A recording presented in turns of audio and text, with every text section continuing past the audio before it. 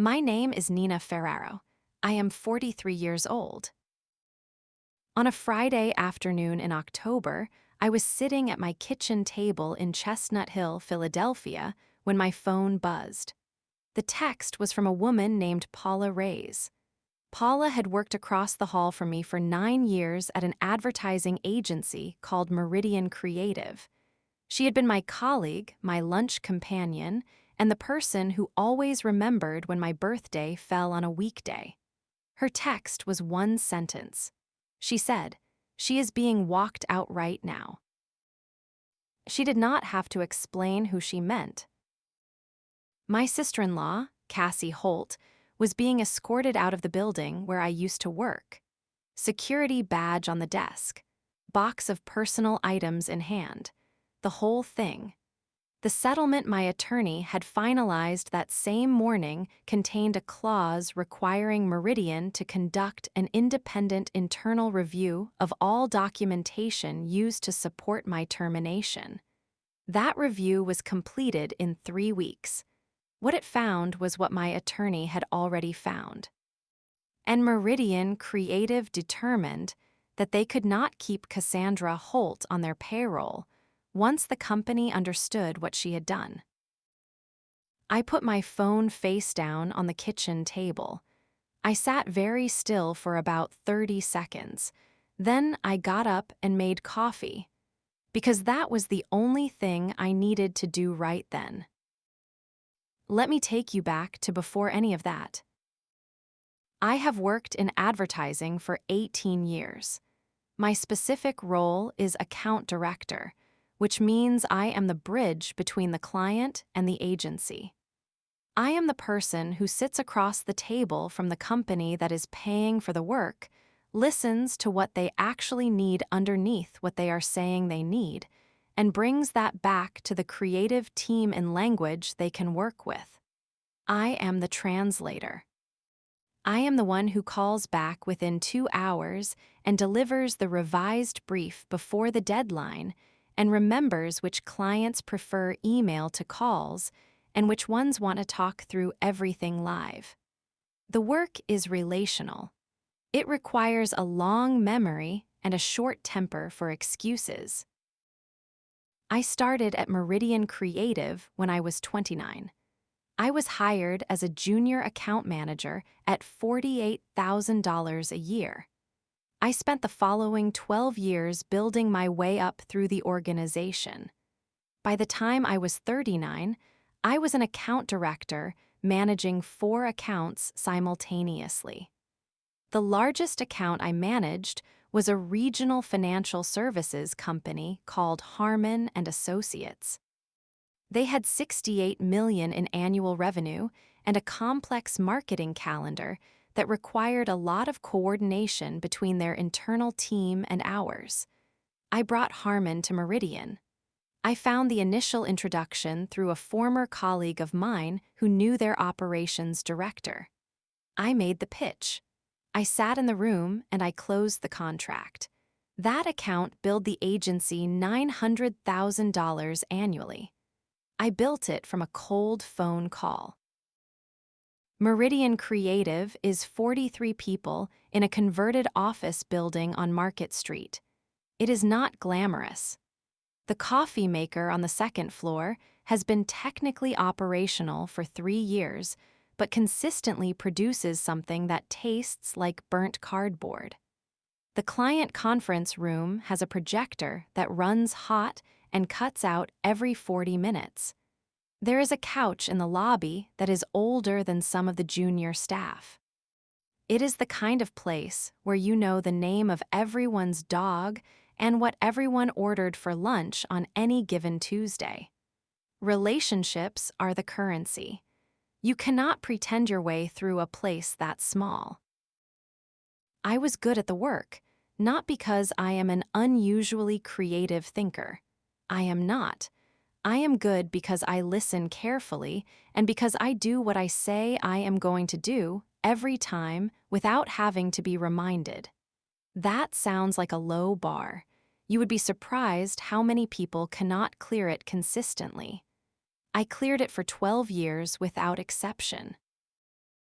Daniel Holt and I have been married for 14 years.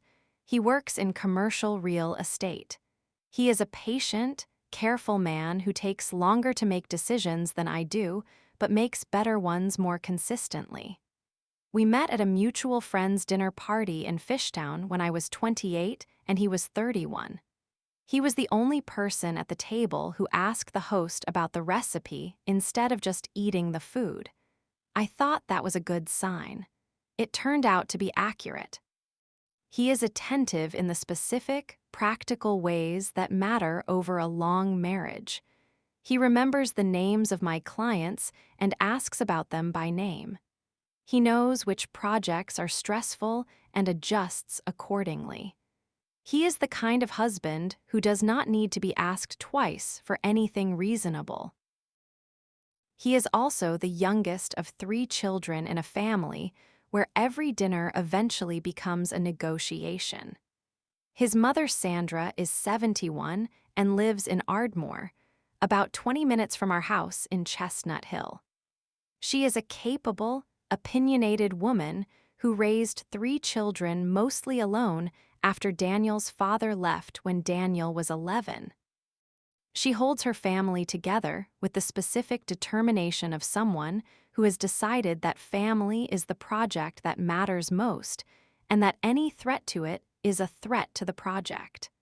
I have always respected that quality in her, even when it has worked against me. His older brother James is in Phoenix and calls on holidays. His sister Cassie is 4 years younger than Daniel. She has lived in the Philadelphia area her whole life. Before everything that happened, I would have described Cassie and me as friendly, not close. We had the warmth of people who see each other regularly and genuinely like each other in small doses. Holiday dinners. A few birthday gatherings. One Thanksgiving at Sandra's where Cassie and I stayed up until midnight talking about the nature of ambition, which is a strange topic for 11:30 in the evening, but felt very natural at the time. She was funny. She was charming in the way that people are charming when they have learned that warmth is easier than depth. She could walk into any room and make 3 friends in 9 minutes. That is a real skill. I respected it. Professionally, Cassie had been searching. That is the most accurate word. She had a communications degree from Temple. She had worked at 3 different marketing-adjacent companies over 7 years. Nothing dramatic, no terminations, no blow-ups. She was just restless, which is a very specific kind of professional frustration. You know your way is advertising or communications or strategy, but the right door has not opened, and each job you take is close, but not it. By the time she was 35, she had been assistant marketing coordinator at a local hotel chain, a social media manager at a financial planning firm, and a project coordinator at a small PR shop that had since closed. None of it was what she was actually looking for. In January, 3 years ago, we were at Sandra's house for a New Year's dinner. Cassie mentioned that she was in search mode again. The PR shop was winding down and she was starting fresh. She said she wanted to be in advertising. She said it was what she had always wanted and she had not found her way into it, and at 35 she was starting to feel like she was running out of runway. I had a glass of wine. I said there was a junior account manager position open at Meridian. I said I could make a call. I want to be specific about what I did, because this part matters. I did not just mention her name. I called Ted Galvin, who is Meridian's managing director, on a Monday morning and told him directly that I had someone I thought he should meet. I told him she had strong instincts with clients, that she presented well, and that I trusted her personally. Those were my exact words. I trust her personally. In a business built entirely on relationships and referrals, that phrase carries a specific weight. I spent it on Cassie Holt. She got the interview within the week. She interviewed well. She was hired 12 days later at $61,000 a year. And for the first 8 months of her time at Meridian, she came to me with everything. What to do when a client revises the brief after the work has already been scoped. How to handle a creative director who is running 2 weeks behind without triggering a client escalation. How to write a status email that covers you legally without making the client feel managed.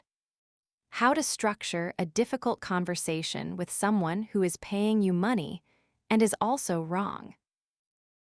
I answered every question. We ate lunch at my desk twice a week. I forwarded her reference guides I had built over years. I sat in on 2 of her early client calls and debriefed her afterward on what worked and what she should sharpen. On a Sunday evening in September, she called me in a panic about a Monday morning presentation that was not landing right. We were on the phone for an hour and 20 minutes. I helped her restructure the opening so it started with what the client most needed to hear instead of what was easiest to present.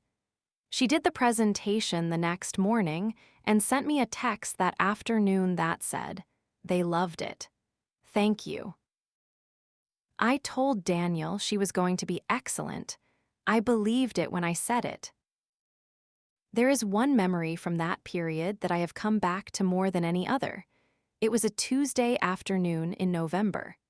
Cassie and I were walking back from a client lunch on Chestnut Street. The client had gone well.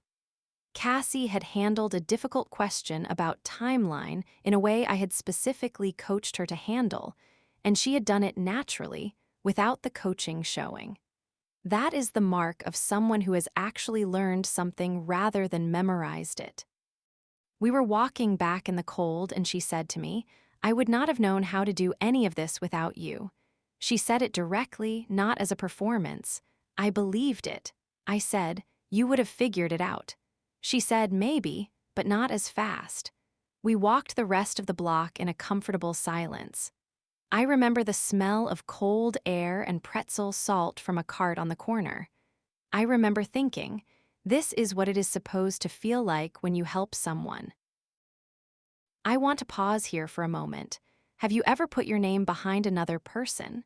Have you ever called someone you respected and said, "Trust me on this one"? Then you understand the specific weight of what I handed Cassie when I made that phone call. A referral in a small industry is not just an introduction. It is a transfer of credibility. You are saying, "I am putting my word on the line for this person." You are saying my name is now associated with their performance. I gave her that. Willingly, without conditions, because I thought she deserved it. If you are watching this and something about that feels familiar, stay with me, because this gets very specific very quickly. Cassie had been at Meridian for about 2 years when the Vice President of Client Services position opened. The person in the role, Richard Chow, accepted a position at a large agency in New York and gave 4 weeks' notice in March. Meridian posted the position internally first. That was standard. Vice President of Client Services, the role I had been doing at the senior manager level for 3 years. The role that Richard Chow had told me directly in 2 separate performance review conversations that I was his recommended successor. He had said it in an email. He had said, "When I eventually move on, you should be in this seat." I printed that email when I cleaned out my desk in May. I still have it. I applied for the position the week it was posted. I told Ted Galvin directly. He said he was glad I was applying. He said he had expected it. What I did not know, because Cassie did not tell me, was that she had also applied. I found out from Paula. She mentioned it in passing one afternoon while we were eating sandwiches at our desks. She said she had seen Cassie's name on the candidate list. I remember the specific texture of that moment, the sandwich in my hand, the way the afternoon light came across the desk. I put the sandwich down. I said, "Okay." I thought, "She has been here 2 years. I have been here 12. This will not be close." I was right that it would not be close.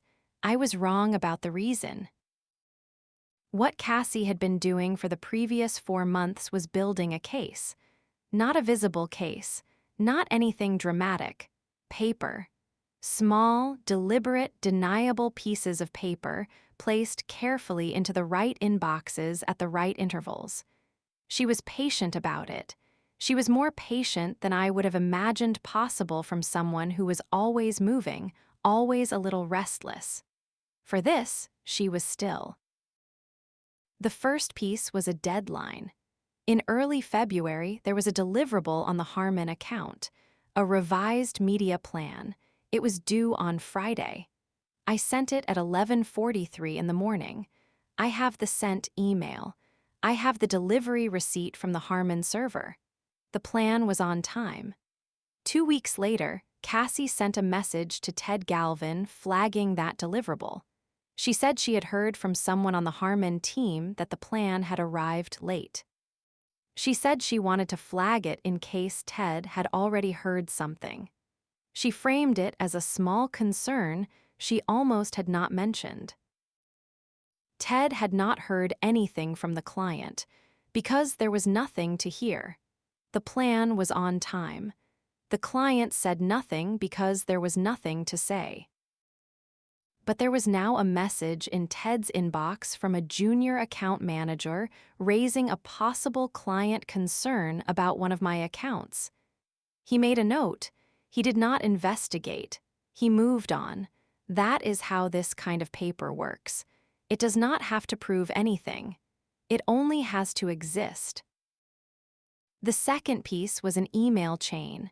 In March, I had a direct and pointed exchange with Owen Breck, one of Meridian's creative directors. Owen had set a timeline on a project that I believed was impossible given the client's approval process. I said so.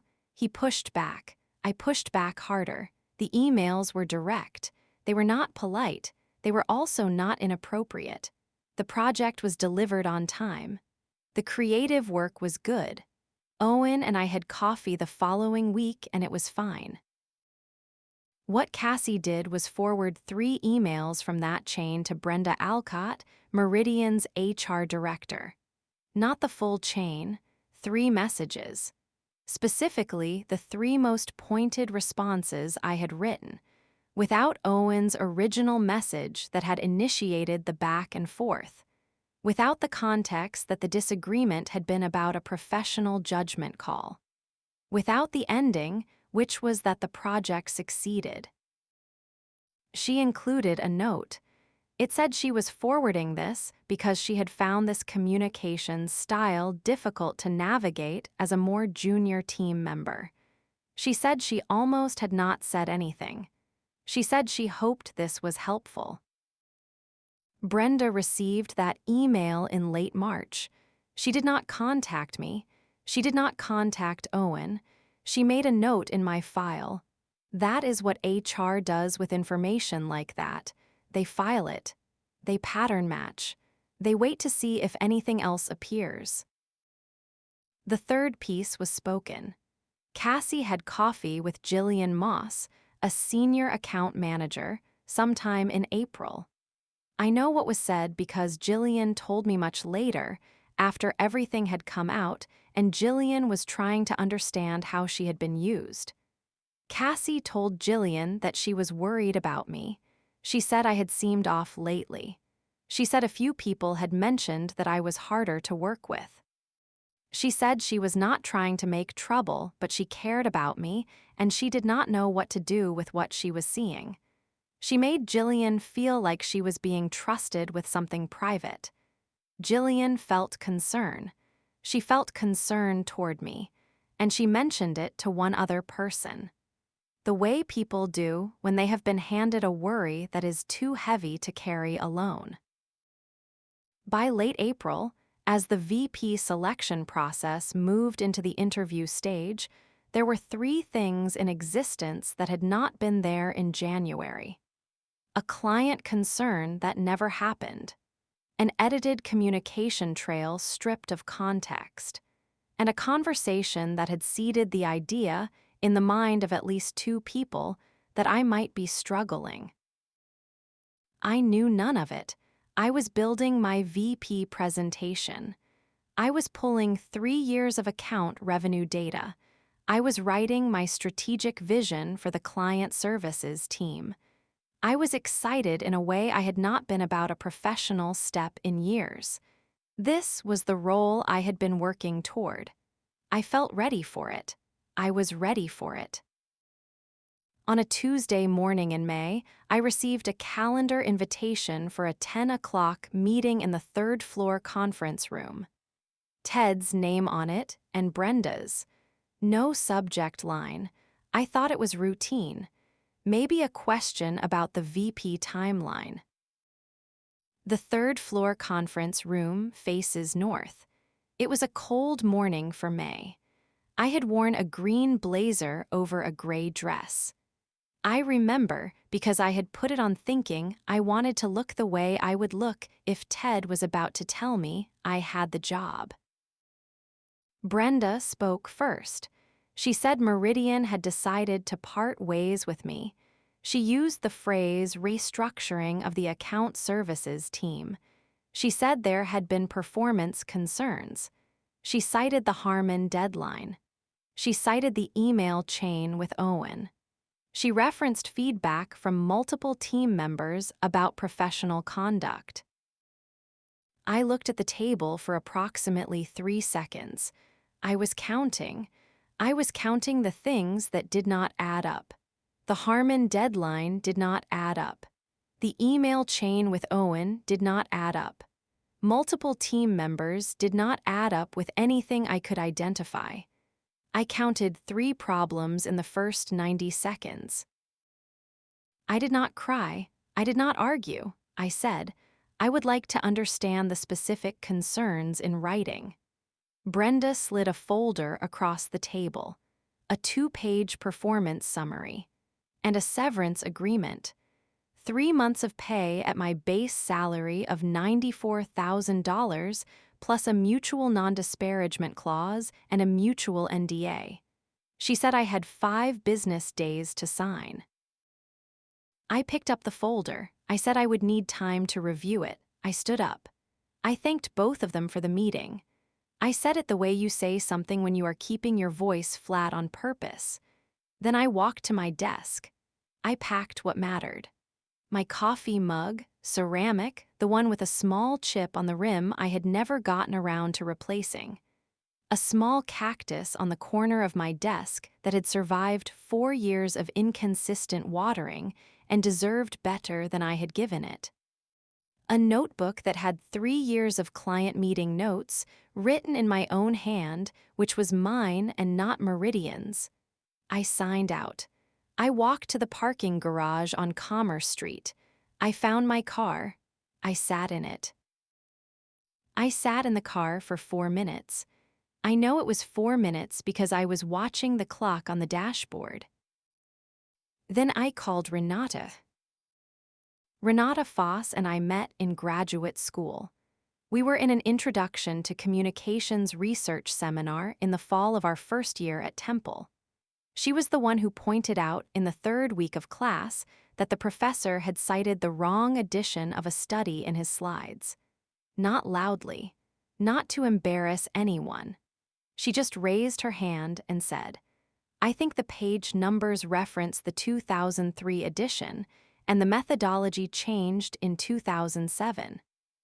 She wanted the correct information in the room. I knew from that moment that she was someone worth knowing. We have been friends for 20 years. She has never once confused compassion with indulgence. She is one of the most precise thinkers I have ever met, and she charges accordingly, which is why I am glad she has always been a friend first. Renata is a corporate and employment attorney.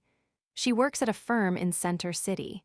She is deliberate, she is specific, and she does not confuse compassion with indulgence. I called her from the parking garage at 11:47 in the morning. I told her what had happened in approximately 2 minutes. I was factual. I did not cry during the call. She listened without interrupting. Then she said 3 things. She said, "Do not sign anything." She said, "Request all documentation in writing." She said, "Come to my office tomorrow at 9." I went home. I told Daniel what had happened. He was in the kitchen when I came through the door. He saw my face and he knew before I spoke. He put his arms around me and he said, "What can I do?" I said, "Believe what I am about to tell you." He said, "Of course I do." I told him everything. I sat at the kitchen table and I went through each piece: the conference room, the performance summary, the Harmon deadline that I knew was accurate, the email chain with Owen, which I explained in full, including Owen's original message that started it. He listened without interrupting. He asked 2 questions, both good ones. He said it was wrong. He said we would figure it out. What I did not know yet was that Cassie had already called him. She had called at 11 in the morning, roughly 90 minutes after I had walked out of that conference room. She had told him she had heard the news. She had said she was so sorry. She had said the agency had been going through a period of real instability and that she hoped I was okay. Daniel had assumed the call was a gesture of family support. He had not thought to question the framing. Why would he? She was his sister. She had worked in the same building as me for 2 years. She had Sunday dinners at our house.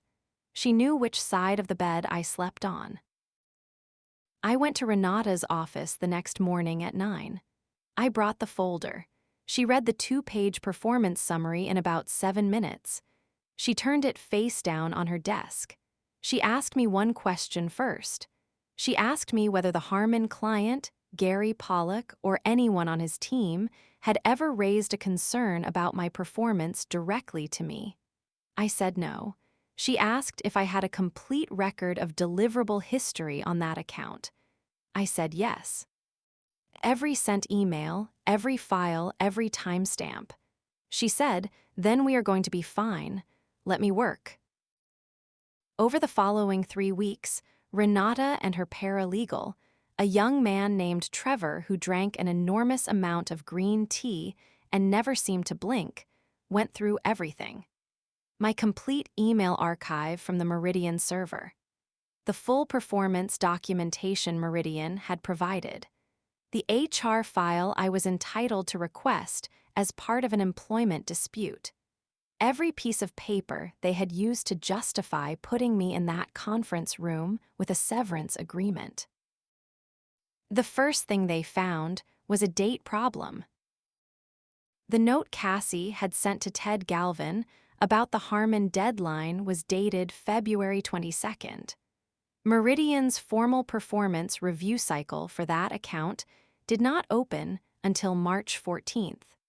The concern had been logged before the review process existed to have generated it.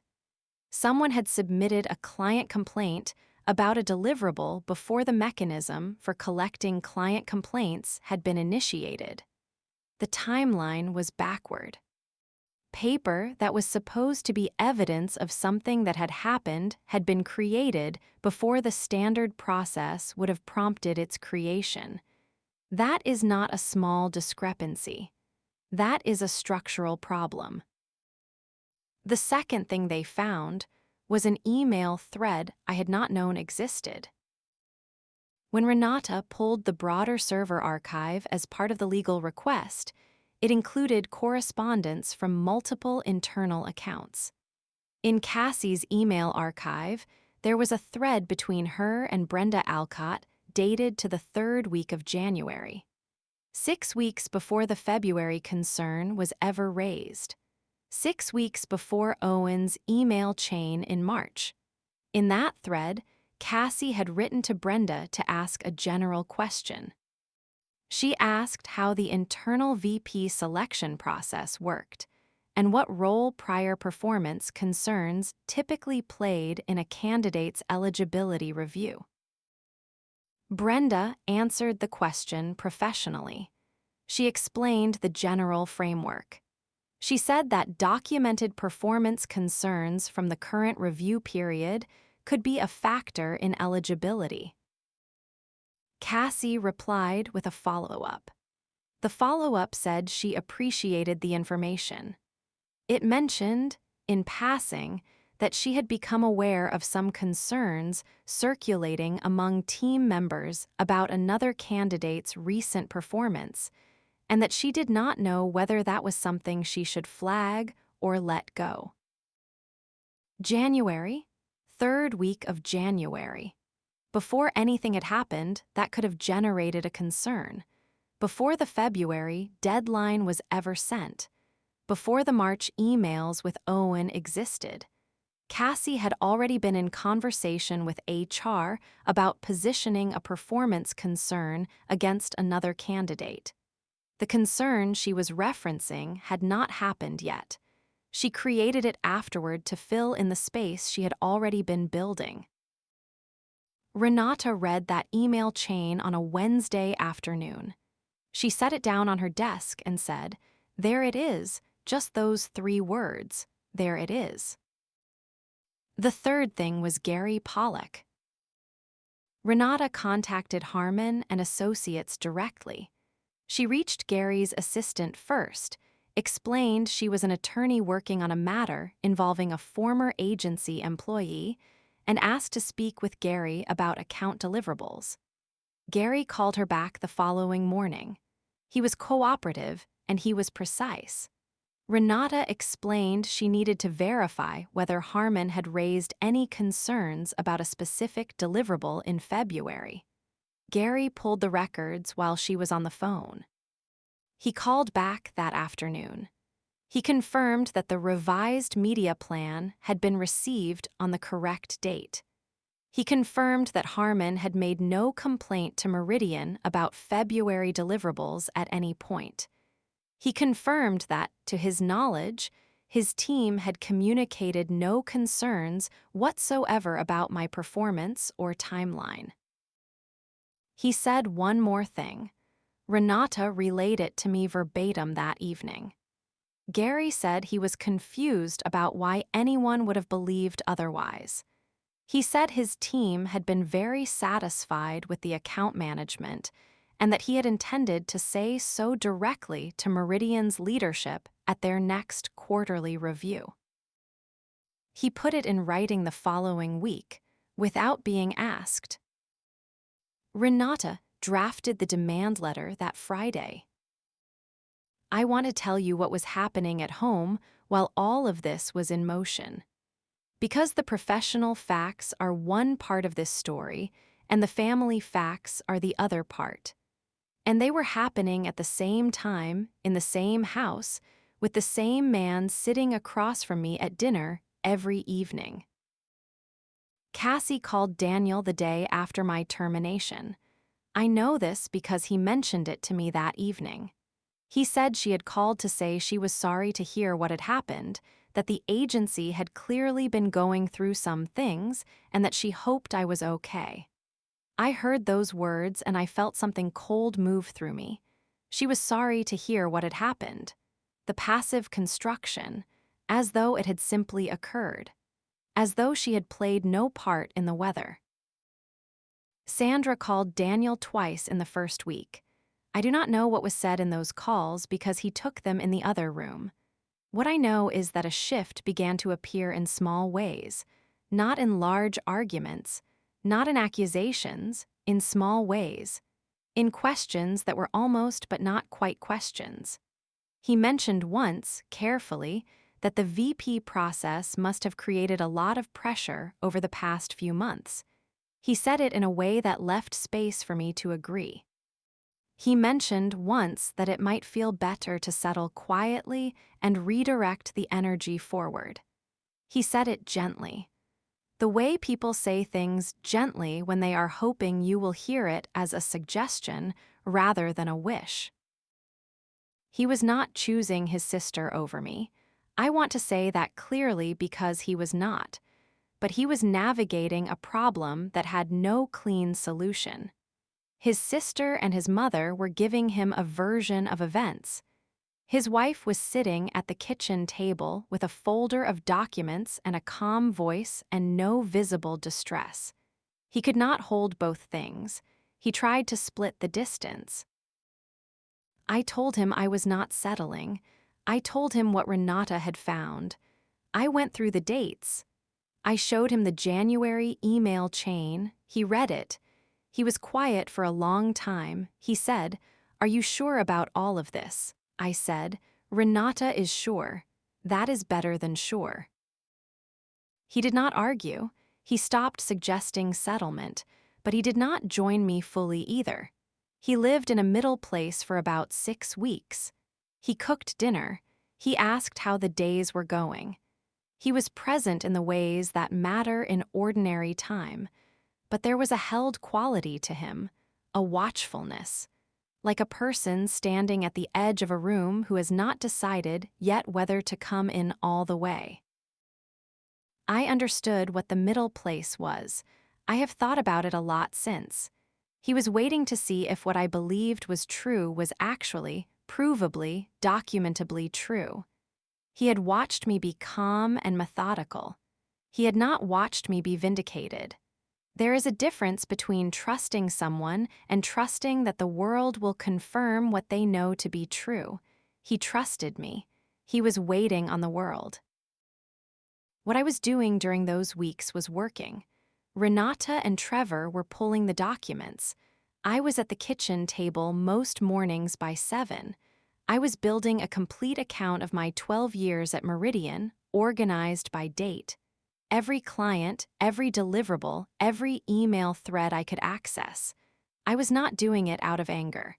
I was doing it the way I have always approached complicated work, methodically, one piece at a time. The cactus was on the windowsill above the sink by then.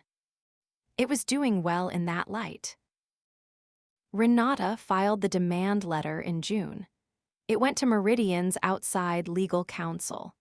The letter outlined 3 findings. First, that the specific client complaint cited in my termination documentation had been confirmed as fabricated by the client directly.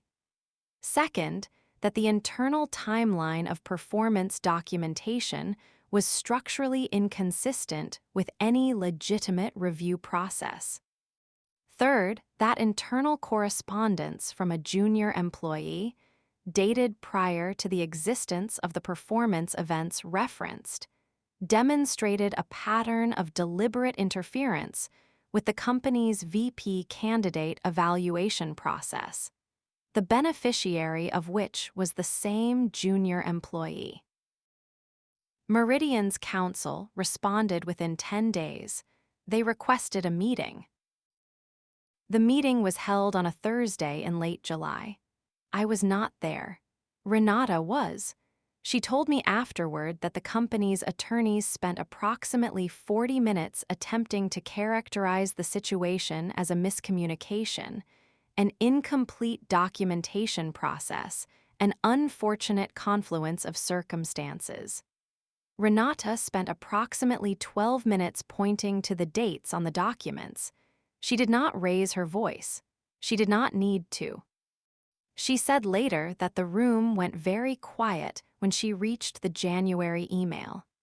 She said she watched one of the 2 attorneys across the table make a note on his legal pad that was not a note. It was a number. Within 3 weeks, the company indicated they were prepared to reach a resolution.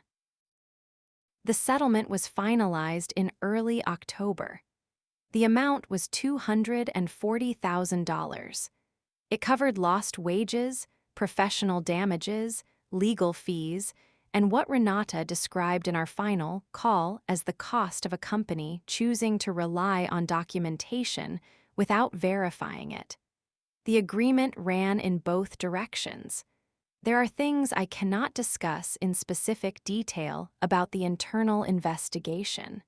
What I can tell you is what belongs to me. Which is the sequence of events that led to that check, and what happened the week it arrived. On the Friday the settlement was finalized, Paula sent me that text at 2:18 in the afternoon. She is being walked out right now.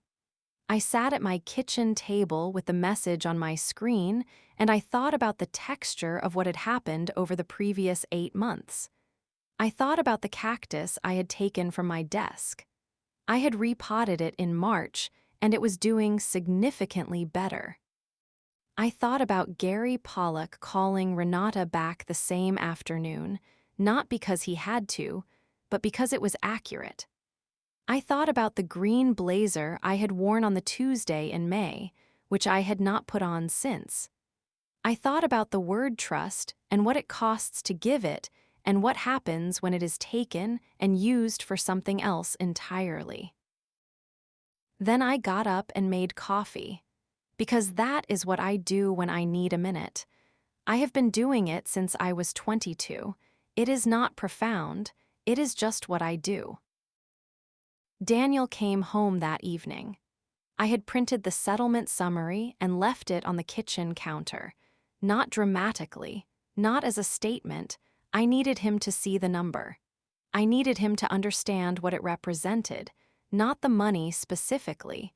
What the money meant. It meant that every date I had described was accurate. Every document Renata had found had been exactly what she said it was. The concern that was supposed to have come from the client had never existed. The email from January had said what it said. He picked up the paper from the counter. He stood there for a long time. I was in the living room. I could hear the refrigerator.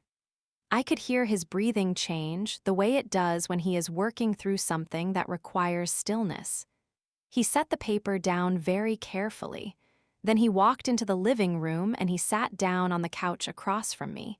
He looked at me for a moment before he spoke. He said, "I should have believed you faster." 5 words, that was all. I did not tell him it was okay. It was not okay. What it was human. He had been carrying his family in one hand and his wife in the other, and no clean resolution in either direction for 5 months. He had not chosen wrong. He had chosen slowly. There is a difference.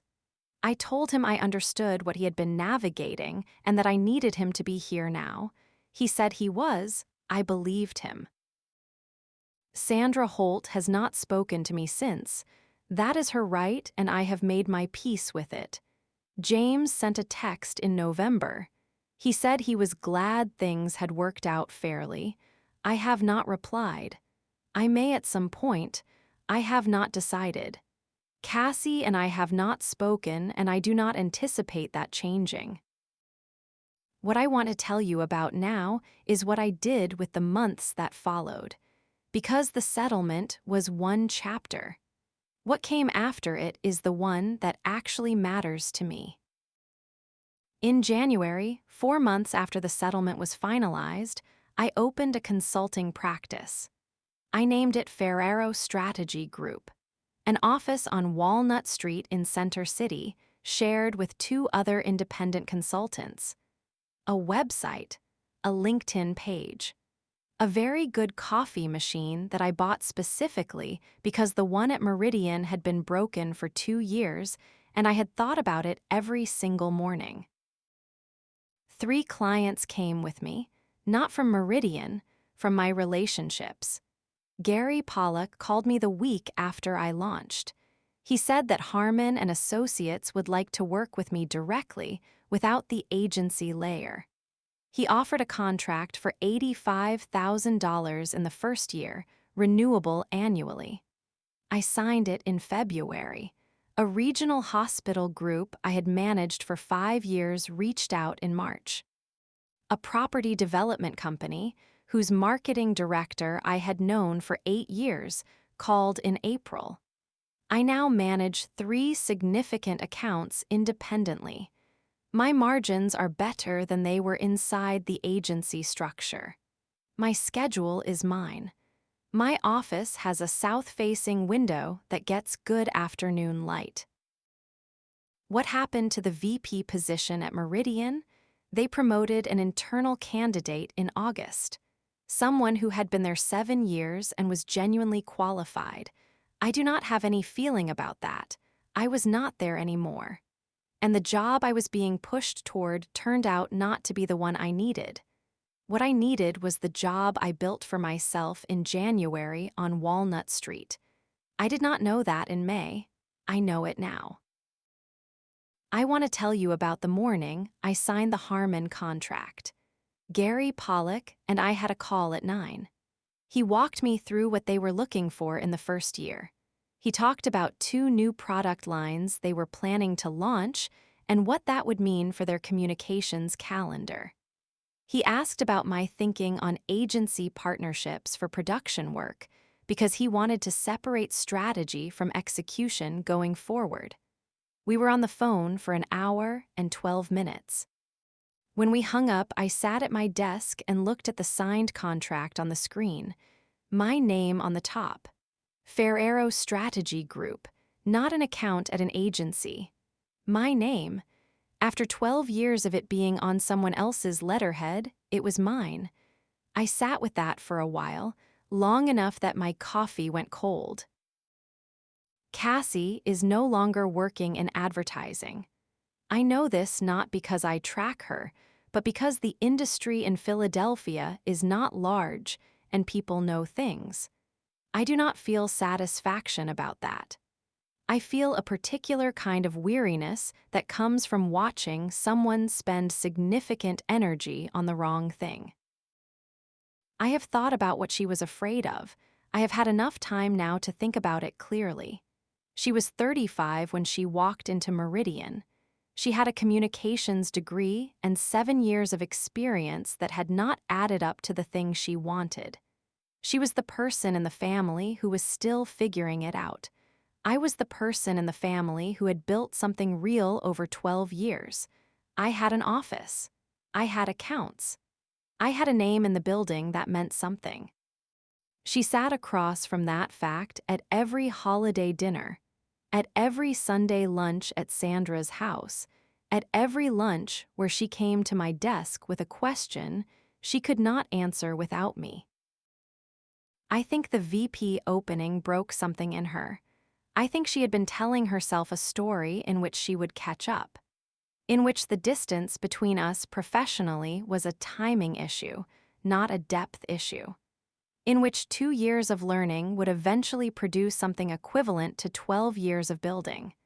And then the job opened, and she looked at the distance honestly and understood that she could not close it on the timeline available. Not for that specific seat. So she chose another way to close it. She was not cruel. She was frightened. There is a difference, and I want to hold that distinction clearly because accuracy matters here more than either sympathy or contempt. The cruelty was in the specific method she chose, which was to build something false in order to dismantle something true. She spent 4 months constructing a version of me that did not exist. She submitted it to people who accepted it without checking, because the person submitting it was someone I had personally vouched for. That is the part I have sat with the longest. That the thing she used to build the case against me was the credibility I had given her when I made that phone call to Ted Galvin. I trust her personally. Those were my words. She spent them to dismantle me, and I did not know it was happening until it was already in the folder on the conference room table.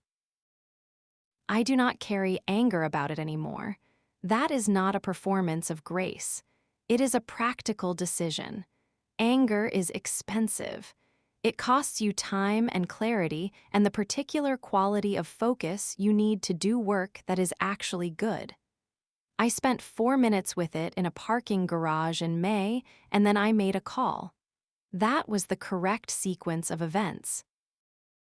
Looking back at all of this now, a few things stand out to me that I want to share with you. Read everything before you sign it. The severance agreement Brenda slid across that table would have cost me the right to investigate, the right to contest the narrative they had written about my performance, and 12 years of professional reputation in exchange for $23,500. That is what 3 months of salary at my level came out to before taxes. They were asking me to sign off on a story that was not true. To confirm by my own signature that the timeline was accurate, that the client concern had been real, that the performance summary was fair. In exchange for less than 1/4 of what I eventually received. The only reason I did not sign it was that I knew someone to call. Know someone to call, or know enough to wait until you do.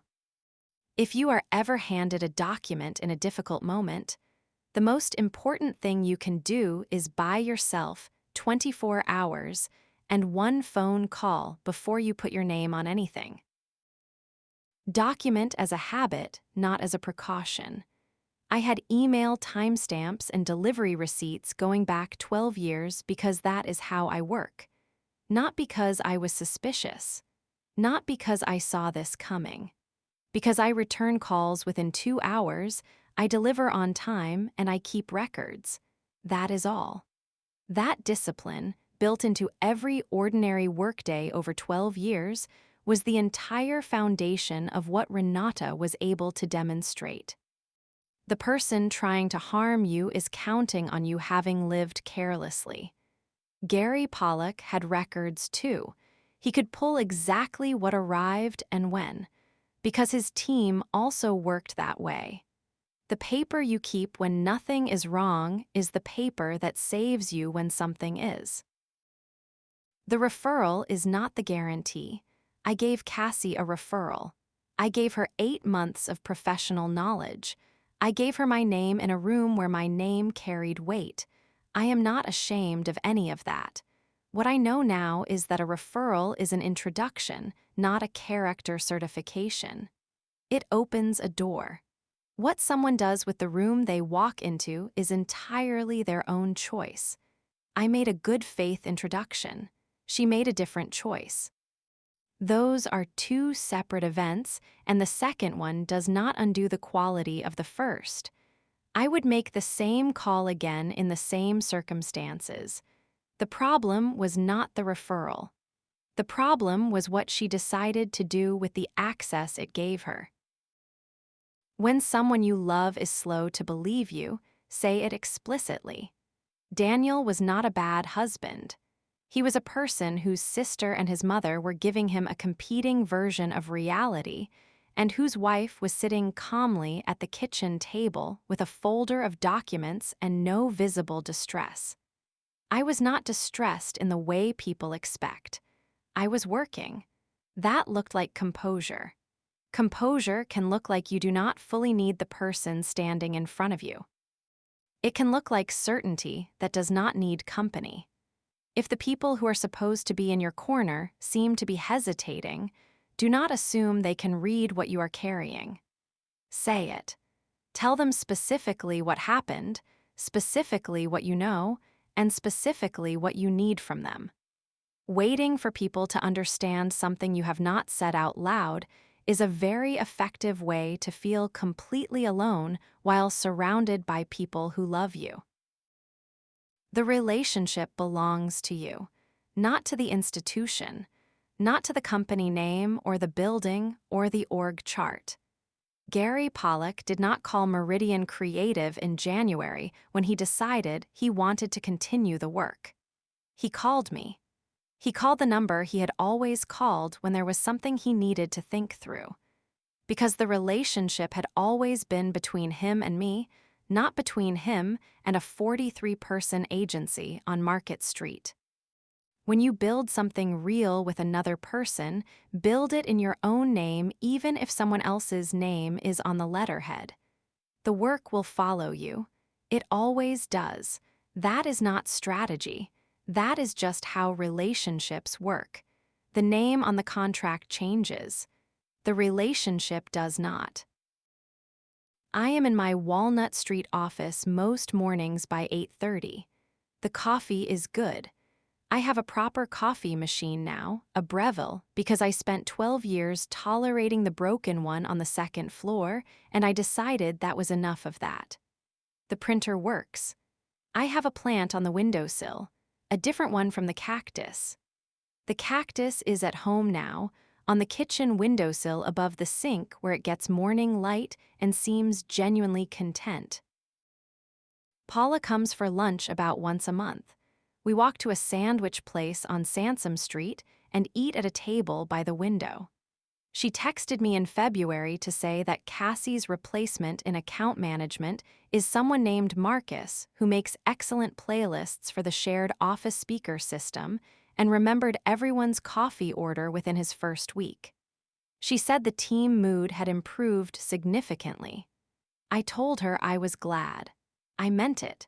The people at Meridian were not the problem. The building was not the problem. The coffee maker was a problem, but that is a different story. I still see Daniel's family at certain events. There is a complication in the air at those times that I have learned to let be complicated. I no longer need it to resolve. Some rooms carry history, and the history does not go away just because you have moved through it. What changes is your relationship to it. I have moved through it. I know what happened. The record shows what happened. That is enough. The south-facing window gets good light in the afternoon.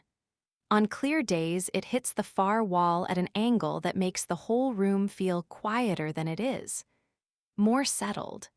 On those afternoons, working at my own desk in my own space with my name on the door and 3 clients who chose to find me after everything, I feel something I do not have a precise word for.